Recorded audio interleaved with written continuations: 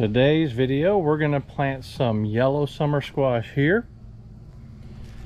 We're going to go over to this one. We're going to plant some yellow summer squash here. And finally, we're going to plant some zucchini here. And all three of these are part of what I'm breeding, and I'll discuss that now. Hey everybody, Brent in Central Arkansas. Before we get started in this video, I do want to say one thing here, that my channel is not about trying to teach somebody something or say that these are my best tips or you follow this and you're going to have great success and all that. I used to have a little blurb at the end of my videos from a long time ago, and it just says, I'm sharing what I do. And by that, what I want you guys to take from this is that you should follow people that show the results that are productive, not just some kind of junk on that someone says without any proof, because there's a whole lot of that junk going on right now. I mean, a lot of trash out there, a lot of clickbait thumbnails. My 5 top this, the best this, you don't want to miss this, before you do this, this hap, before you ever plant cucumbers, you got to do this. And I just don't buy into a lot of that. Gardening is not so complicated. Nothing has changed since our grandfathers used to do it, and grandmothers. And so, well, some things have changed, but I mean, how we do it and that sort of thing has changed some, but the concepts are the same. There's nothing magical really about it. And there's a whole lot of people popping on YouTube to try to make $1. And I'll tell you, part of why I'm here is to make $1. It's certainly not very much.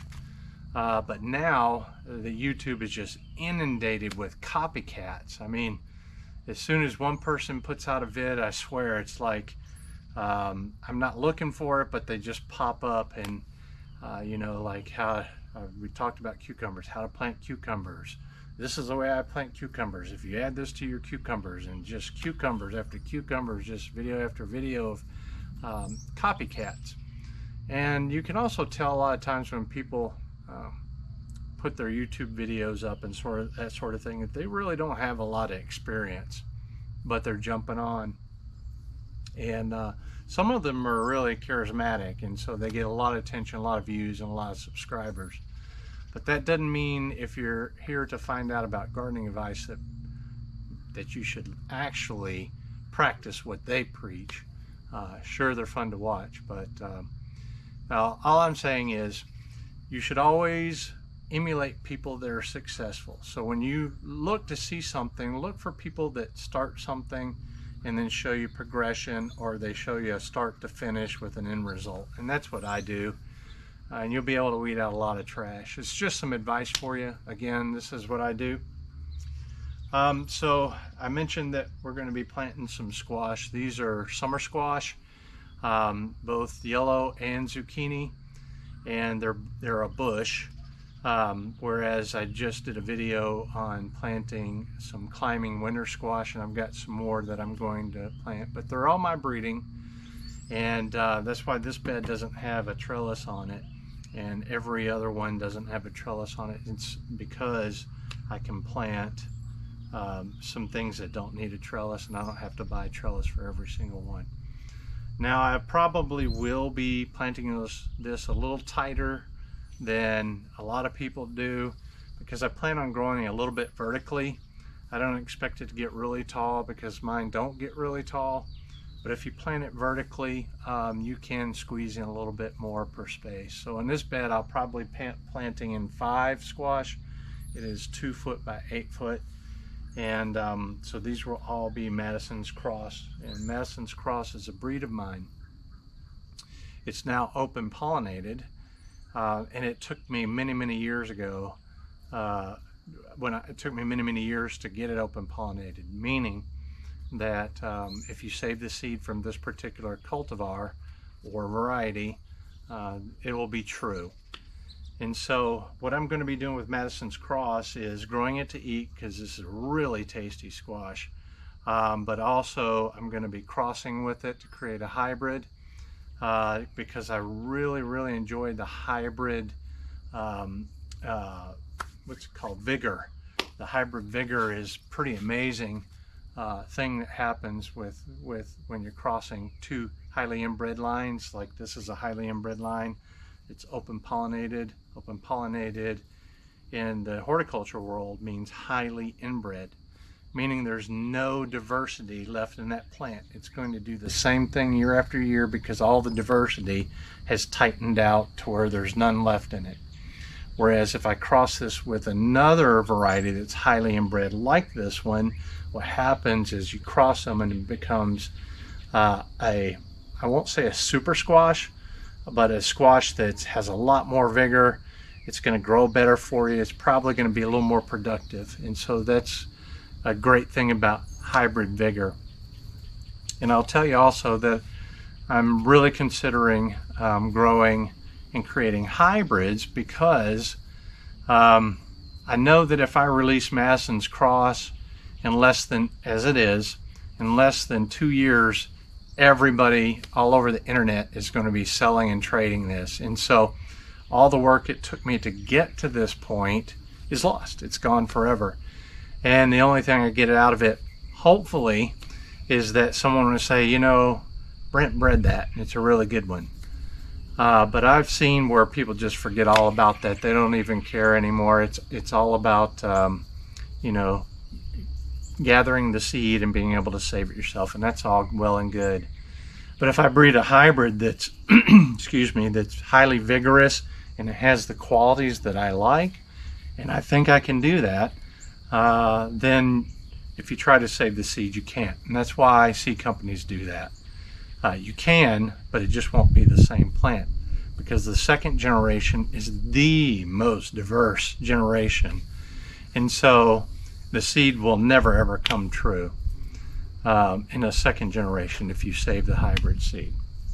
So what I'm going to do today is I'll demonstrate a little bit how I'm planting these, which is going to be pretty similar to the winter squash. And also I wanted to mention too that I don't do things like a lot of people do, because I find through trial and error that I can get away with stuff, or maybe it's even better. And so I adopt them, because if you follow my big garden topics out there, I want to be a lazy gardener. I don't want to be one that's out there weeding and hoeing and sweating to do the stuff that really doesn't matter to me. The stuff that matters to me are the plants. I love looking at the plants. I like crossing the plants. I like creating new stuff that I can bring forward. And a lot of times that end goal makes me do things differently than an average gardener would do. And one point that you can probably see here is through the use of, let me get one of these trays. These are 2.5 by 2.5 by 3.5 inches, and they're little pots. And I've got 2 squash in here, and you'll see that the roots have grown down into the reservoir here. Well, most people will say you need to pot that up, and you definitely shouldn't have 2 in there. So I will remove 2 to 1, but I also plant it like it is. And you'll notice that the roots here, let me tap the back of the screen so I can see. I can go back behind here and show you that the roots here have grown down into the reservoir. Now they will not die because they have, the plant up here has air roots, but all this, it's a form of hydroponics in a way that I learned in hydroponics, that they love drinking the water and the roots sitting right in it. And most plants can do this. And so what you can do, how you get away with having a smaller pot with 2 big transplants here, is by doing it this way and letting the roots sit in the water.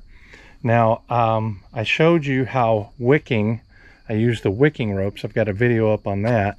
and that provides absolute perfect moisture to get a great start. And this mix is 1/3 cocoa, 1/3 peat, sphagnum, and 1/3 perlite. And I just mixed it, and then I nuked it because I want this sterile. I do not want any kind of pathogen whatsoever that comes in compost or bag soil or anything at all. I want these to be absolutely in sterile soil. I microwave it, and I want the pots to all be sterile. I bleached those, and all I'm trying to do is prevent the seedlings, which are at their most delicate when they're little. I'm just trying to prevent them from dying. That's all I'm doing. And then when I pot these up, they will get introduced. Like this bed here has compost in it. It has composted cow manure in it. It's got organic fertilizers. I'm even going to try some mycorrhiza fungi on this particular grow, so to see if that's beneficial. And I've heard and seen that it's just a little bit beneficial, really, in containers, but it's really kind of useless if you plant it out in the ground, in the regular garden, because all that fungi and everything that's positive is already in the soil. But in containers and raised beds, sometimes it may be lacking. So I do have some mycos that I'm going to try with this. But the bottom line is, I don't want to keep potting them because I'm lazy. Or I got better things to do, however you want to look at it. So I will pull these out as is, and I will be able to carry most of those roots, and I'll just plop it in wherever. I do this with absolutely every kind of vegetable that I grow. I'm trying to think right now if there's any that I don't do that with. If I direct sow, obviously I don't do that. So I've got 32 plants in here. They're all that size that you just saw. Pardon me.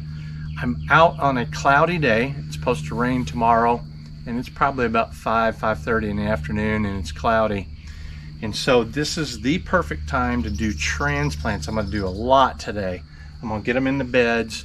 I'm going to put some rice hulls on top of them, using for a mulch, some aged rice hulls to help keep the moisture in. I've already got the drip irrigation going. That was in the last video. I kind of showed that. And I've already got some peppers and some stuff growing. So all I'm going to do now is I'm going to go get the mycos. This part right here has already got a lot of good stuff in it, and it's already got the drip tape right here. So I'll plant in between the two drip tapes, and we'll plant 5 of these Madison's Cross here. Then we'll go down some. I'll use the other plant. I'm not going to tell you that name because I'm doing a hybrid of it. But anyway, that was a kind of a rare yellow squash. I've already tried crossing Madison's Cross with early prolific and saffron and what's the one from Johnny's, something PMS. Anyway, those were good. A lot of the qualities from Madison's Cross came into it. I got the hybrid vigor, but the color was off. So this is another attempt at a cross to get a hybrid that will just be absolutely magnificent. So that's what this is about. So the other one I will plant, and then I'll go on to the other side and we'll plant some zucchini because my wife loves zucchini. So that's what we're doing today.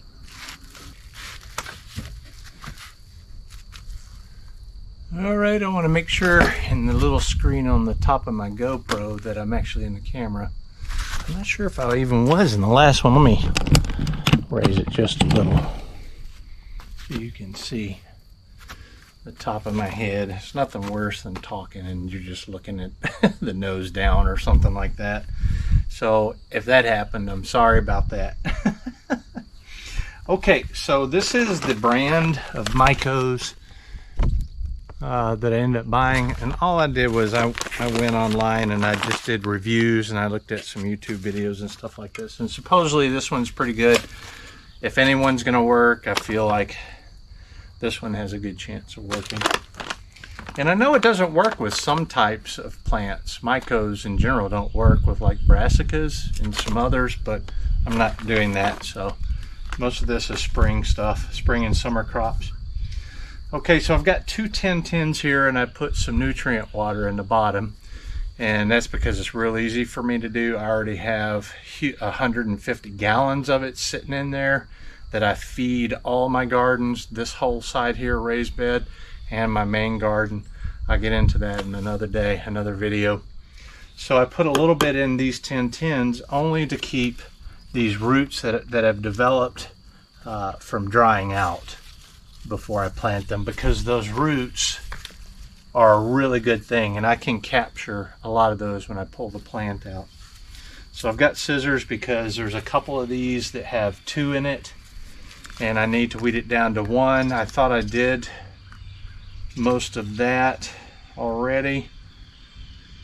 Okay, so we'll take this one and we'll put that one in the compost later. I actually have worms in one of the beds over there, and they somehow survived through the low temperatures. I lost some, I think. Anyway, let's continue to cut the ones that are doubled out, and I will put those in the worm bin, or the worm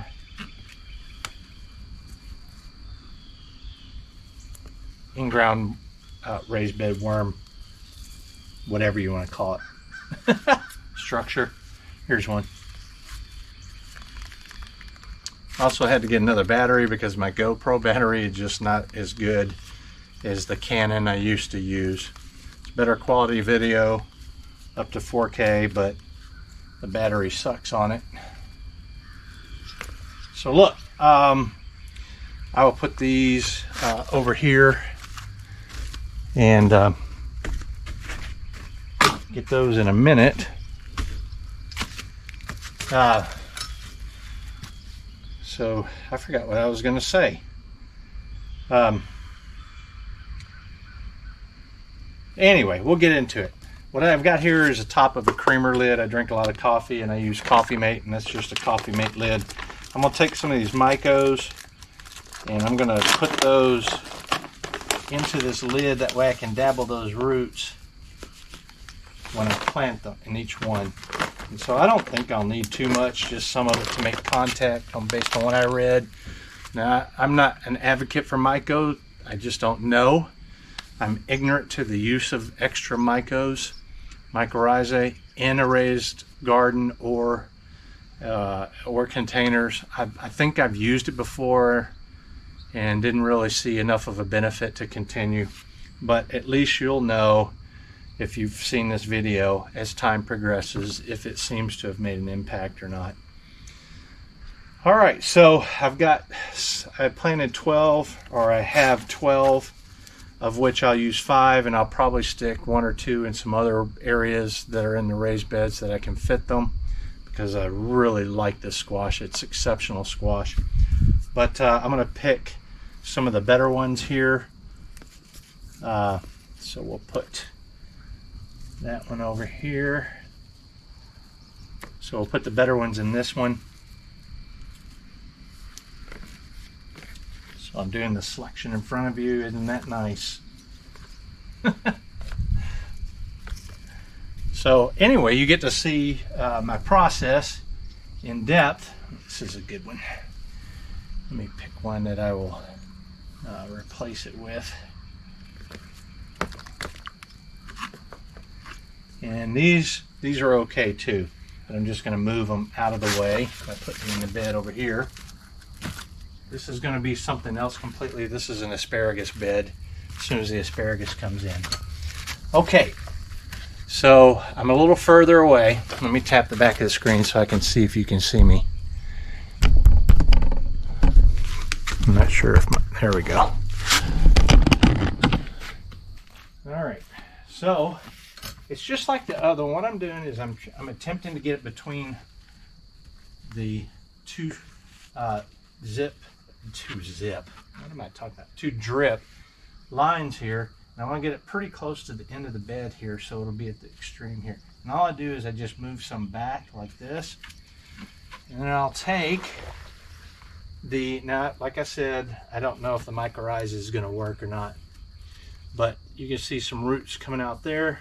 I'll squeeze the sides on both and just kind of pull gently while I do that.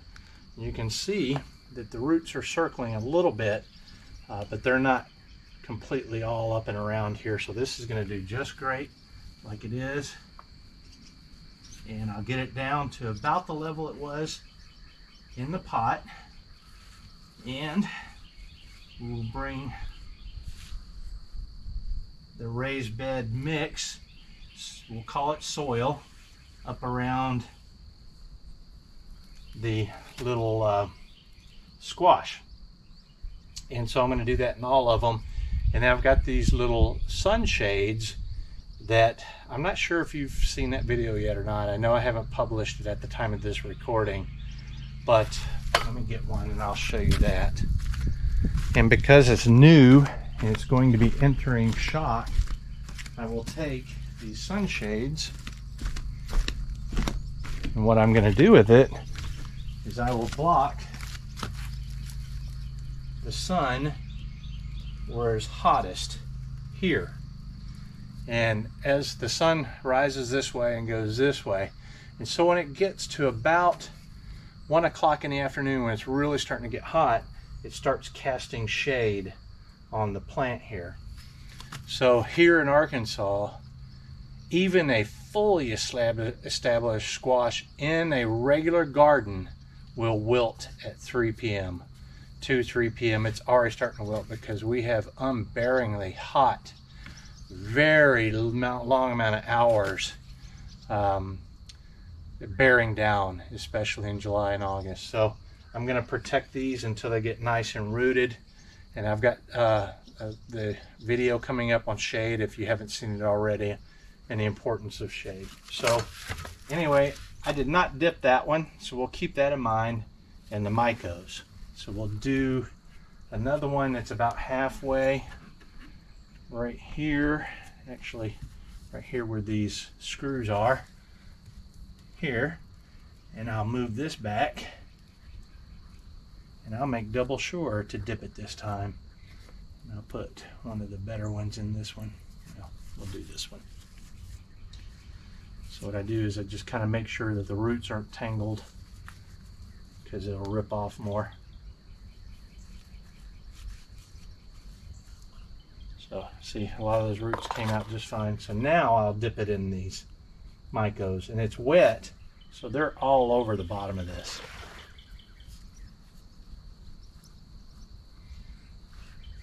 So now I've got a little trial, an unintentional trial, but a trial nonetheless.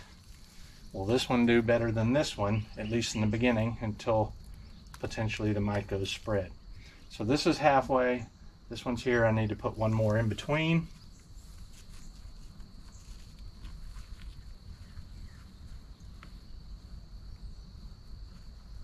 All right. Let me get this one here. This one's got a good bit of roots. Pull the roots, make sure they're all facing down. Squeeze the sides. Pull this out till it starts to release. Just like that. Now lift it up so they can pull through. I lost a little bit of roots, but not too many. Should be fine. Dip it in the micos. Covered the bottom with micos. Put it back in here about the level of the top of the container.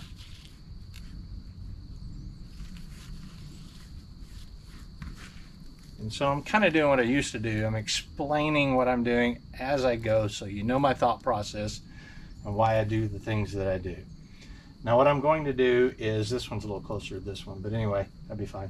I'm going to put a bamboo stake that'll come up about this high.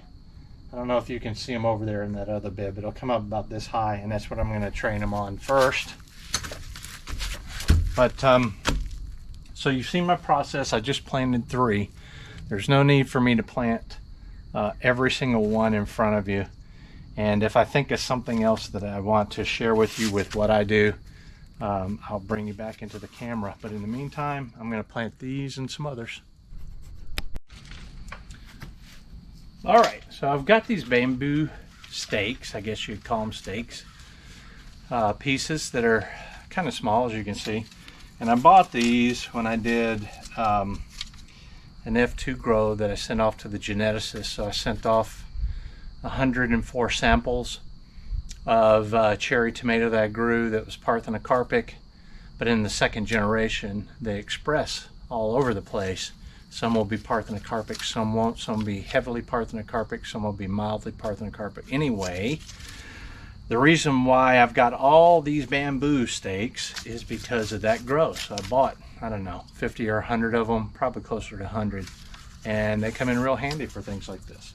So I'm gonna take this and I'm gonna put them against the squash now because the roots have not started. When they expand, they'll go around this pole and kind of cinch it up a little bit, but more importantly, I won't damage it by putting it in later when the roots are all over. So that's what I'm going to do. So I also brought you back, not just for this, but to talk to you about something that I've noticed that people on YouTube are doing. It's like people are on YouTube, it's not just gardening, it's other things. They don't like controversy. It's like they're on YouTube for the sole purpose of admiration, maybe on top of money, to be like, to get some notoriety or to get admiration. There you go, looks beautiful. And that's what people tend to do in the comments too. I don't know if it's because the creators of the video removed all the comments that were, you know, not so great towards them, telling them things like, you know, you really shouldn't fake your thumbnail with all those extra potatoes in it, because that's not really what happened. And so they may delete those. I don't know what the case is. I don't know why it's turned into a social, you know, adoration, or only tell me good things to pump me up. I don't know why it's happening, but it is all over the place. It's just nothing. You don't see any people challenging. And so the point of what I'm trying to make is that in today's world, in YouTube and other things, we don't have face-to-face. And a lot of the most honest feedback comes from face-to-face interaction. It's the non-verbals. Like if somebody says something you don't believe, you're to be like, roll your eyes, turn your head a little bit. Those cues are things that we pick up on, and they're necessary to learn how to communicate with other people in real life. But on social media, a lot of that's lost. And so I think what's happened is it's turning that lack of interaction with people directly is turning people into these, I don't know, softies. That's what I call it. I'll just say it. They're soft. There's a lot of people that are really soft. They can't take any kind of criticism. But the reason why I'm telling you, the main reason why I'm telling you that is because I don't care. You can say anything you want in the video and I won't delete it. And if it's bad and curse words are being used or something like that, you know, the YouTube will probably automatically censor you anyway, but I don't mind curse words. The thing that I don't like and I will delete someone for, if they're badgering, if they're like on my channel and every video they come and they say, yeah, you're this and that and all this other. So they're just a right fighter. And a right fighter is someone who's always got to be right no matter the truth.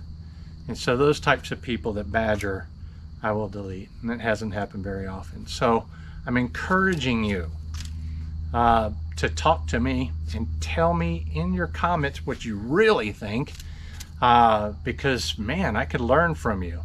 And I have learned a lot from other people by being honest. And I've also had a lot of my comments deleted because I try to be honest, because I see that people go onto their sites and they're trying to get some information from people in the video, and they're not giving correct information. And so there's a potential that people reading that will follow it, and it could cost them money. It could even be dangerous in some cases. And so I'll leave a comment that someone else can read to get a different perspective, not to be, you know, contrary necessarily to people, because I also give good comments. So that's what I want you to do. I want you to comment with me, tell me what you think, and good, bad, indifferent. And the reason why I'm kind of telling you these things is because a couple people have approached me, Peter is one, and my sister's another, and there's been a couple others, you know, telling me that I'm not in front of the video as much, or I should show more of my personality in the case of my sister, or I should talk to you more but to make connections. And I'm like, okay, I used to do that, I can do that again. What had happened is that I got lazy, because it's easy just to take the camera out and show some things, and a large portion of why I do this is to document, and the internet is a great place to have storage of the things that I do that I can look back on. In fact, in our traveling, I look back on the videos quite a bit. But there should be, I need to do more. I need to get in front of you more. I need to talk to you about what I'm doing and get some feedback from you. So I really don't care. If you want to give a thumbs up only, that's great. If you want to like and subscribe, that's awesome, because that gives me more money. I don't need the money. I'm a retired Air Force, 28 years service. Me and my wife have pensions, and so I don't need the money, but it's nice to get paid a little extra doing what I love to do anyway. And so I started YouTube documenting what I'm doing as I moved from Blogspot into YouTube probably 12, 13, 14 years ago. And so it just kind of grew to this. I used to, many times over the last few years, I thought about, man, this just isn't worth it. But I keep staying here. And so now I'm of the mind that, hey, I'll tell you more what I'm doing. And if you want to comment, that's great. If you want to share, that's great. It's a great time to interact, because a lot of people are on YouTube, but most of you aren't. And you have ideas and you have thoughts, and everyone has something positive to give to the conversation. I really believe that. So yes, I am sometimes a bit of a know-it-all, but I am never too proud to say that I am wrong, and I do it quite a bit, being alpha personality and A-type. But anyway, yeah, I'll tell you if I'm wrong, or if there's something that you know, that I can learn from. In fact, the reason why I'm doing this more than anything else is because of Peter. He was the last one to send me something. He sent it to me an email, and it was very, very gentle about telling me these things, and there was absolutely nothing negative. It was all positive, and so that's the way I took it. But I want more of him from you guys. So if you want to share, if you find anything interesting, this is leading up to me releasing some of my work, my seeds, my cultivars, and yeah, it's just fun for me. So anyway, these are the shade cloths that I had talked to you about. I left one open to show you that I planted all 5 here. I'll continue to plant the others. I'll show you a quick rundown of the other 2 areas, the other 2 beds that I talked about in the front, and then we'll finish this one off. So this is the next day, and these are the 5 Madison's Cross, and you can see that it's a rainy day, or you should be able to kind of tell. I'll kind of point up and see. You can see it's kind of dreary. It's been sprinkling off and on, a little bit of heavy rain, but this is Madison's Cross. Looking forward to those babies. And this is that one, that one, that one, and that one. Those 4 are the other open pollinated or highly inbred yellow squash that I'm going to cross to Madison's Cross. And this one's another Madison's Cross that I had left over. And I'll go ahead and show you up here. You can see that I put labels, MC for Madison's Cross, and they're on the trellis so I can see it at eye level, but it's facing this bed, so I'll know that it's for this bed. And yeah, they're looking good. That's because it's not smoky hot. It's been getting close to the 80s. Not close to the 80s, it's been in the 80s, low 80s a few days this week, but today we have a reprieve, and I'm going to do some more planting. And last but not least, in this bed we have a zucchini called Desert, and that's the 2 outer ones this one, and the middle one, this one, and this one is desert zucchini, and it's a hybrid. And that is most likely why it's more aggressive than these two, which are in between, which is a cultivar called Ambassador. And Ambassador was originally a hybrid, but it's been at the seed bank for so long it's been bred out of hybrosity. Is that a word? It's no longer a hybrid for sure. Yeah, I'm gonna see how that grows. I'd considered crossing it before, and I may do that. We'll see. I just don't have a lot of interest in zucchini, mostly because it's not as tasty as my yellow summer, or most yellow summers in my opinion. But it has a different use that my wife really enjoys, and that it's we'll call it a filler of sorts. It does good in soups and various things, zucchini breads and stuff like that. And so that's why I'm planting this for her. All right, it's been a few days later. Let's take a look and see what the squash looks like. And we'll do a little bit more than the squash, simply because I'm not going to do a separate video on it. This is Madison's Cross, and there are some spots on it. Now, I didn't see this before, but I think this is frost damage right here, and there's a little bit more of it on the zucchini. We'll get to that in just a second. Here's the other yellow summer that I'm going to breed with. That one's a little dinky. That's why I got that shade cloth on it. Just let it, some of the summer, or the western sun, the high heated sun, not get to it. Shade it off until it gets a little stronger. These are looking good. And finally the zucchini. Those beauties. We got some new leaves coming on here. They're all looking good. This one, look at that. Is that frost damage, or is that some kind of deficiency from nutrients? The new leaves look pretty good. I don't think that's related to frost there. I mean, it could be. Anyway, not all the plants are affected, which leads me to think that that's not a deficiency, that's where some actual frost touched.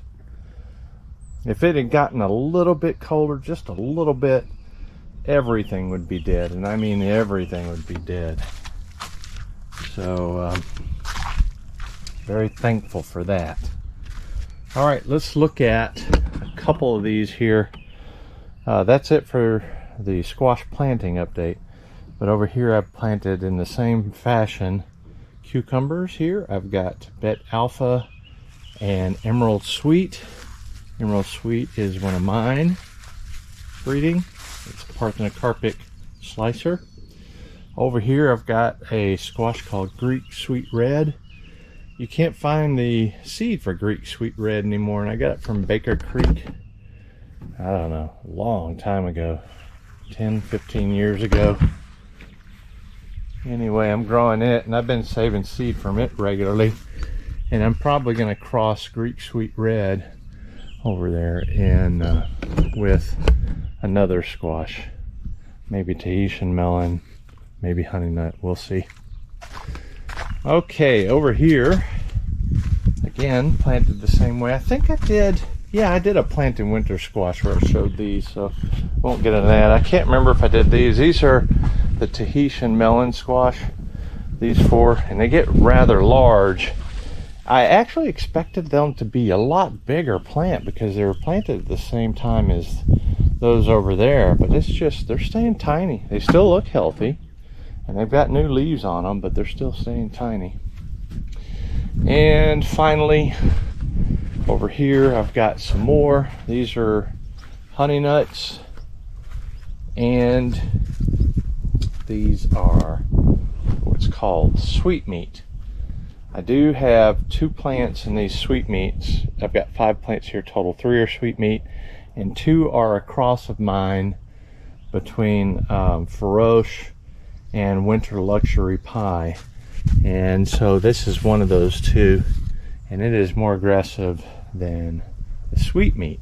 Now the sweet meat's open pollinated, and the cross of mine I just told you about, Frosh and Winter Luxury Pie, well, that one is the second generation, so it's still got some hybrid vigor to it, and that's probably why. But I'm curious to see what it looks like. That'd be interesting. I did a video on that cross, so you can kind of see what may come of it. You'll see both parents.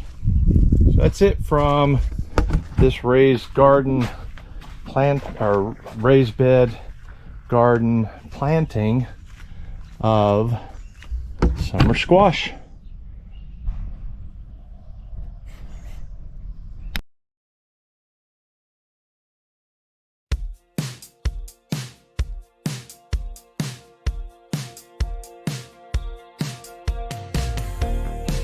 How long do we gotta stay here for people we don't know in one lines? All of the clothes are designer, fast cars and who